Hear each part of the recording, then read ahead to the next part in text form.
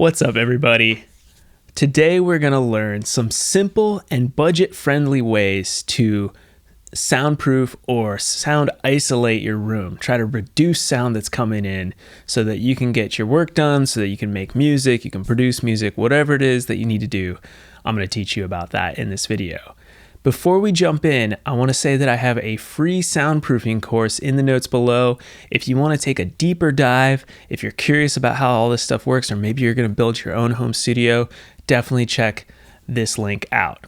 I will say too that this video is actually from one of our courses, so I'm going to look a little different, but let's jump into the video right now.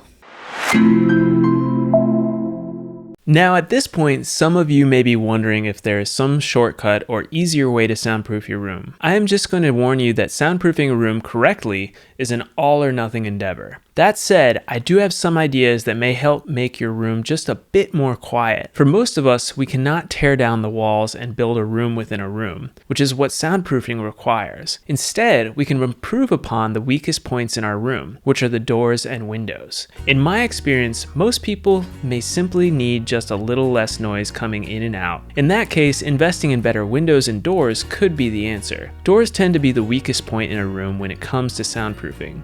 So, to fix this, you may want to try installing a solid core door. Most houses have hollow core doors. When soundproofing, you want as much mass as possible. A solid core door is way heavier than a hollow core door. You can grab one at most big box home construction stores like Lowe's or Home Depot here in the United States. Once you install the solid core door, then you will want to put weather stripping around the door to block out any light from entering. To do this, you simply close the door and get a bright light to shine on the door. Turn off the lights in your studio room, and anywhere you see light coming through, you need to add weather stripping. I like the Frost King brand, but really anything that blocks light and therefore air will do the job. Lastly, you may notice that there is a huge gap under your door. To fix this, I recommend buying a drop seal for your door. Zero International is a company that sells great high-end acoustic drop seals. There's a link below this video to the drop seal I recommend. For windows, there are two options I've found in my research. First, you could replace the window entirely. This will be more costly, but could have the added benefit of getting a better quality window for your home. I have found that a high quality casement window will have better soundproofing than your average double sash window in most homes. The reason is that the seal around the window is tighter, thus not letting in any air leaks. The type of glass matters as well, and without going too far in the weeds here, generally speaking, tempered glass or laminate glass will soundproof better than float glass, which is the standard glass most windows are made of. Consider talking to your window dealer about sound and see what they recommend. Stay away from soundproof specific windows because high-end soundproof windows cost thousands of dollars, and if you're not soundproofing your entire room, it is probably not worth the extraordinary cost. Another easier and more affordable option that I found are window inserts. Again, I have not used these myself, but I would be curious to see if they help with a particularly noisy window. A company called Indow creates some acoustic grade window inserts that look interesting.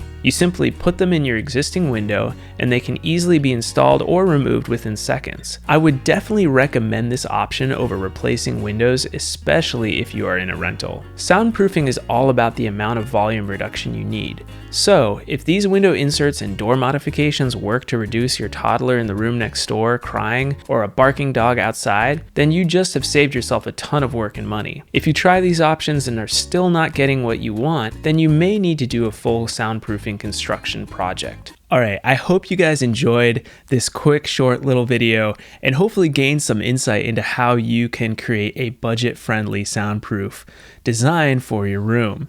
Again, if you want to take a deeper dive into soundproofing, definitely check out the free soundproofing course below. I will see you every week, Mondays. Make sure to like, subscribe. Thank you all so much for watching. Alright, until next week.